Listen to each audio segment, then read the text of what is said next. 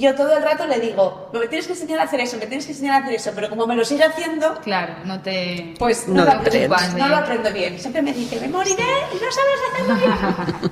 Pues mira, yo espero que esto no pase. De quina manera penseu que la gent jove pot aprendre de vosaltres? Ui, molt. Jo ara tinc un grup especial, jo la mestra.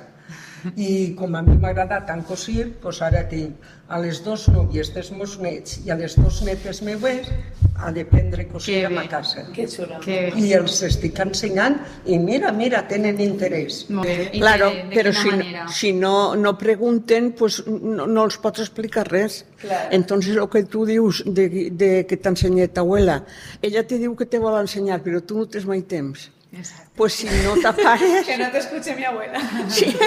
si no t'apares no dependràs mai. Exacte. Clar, perquè com més bé s'aprèn és quan t'estàs fent-ho. I tens que estar que al costat per veure com ta abuela ho fa. Hey, dale voz, entre risas y prisas, sin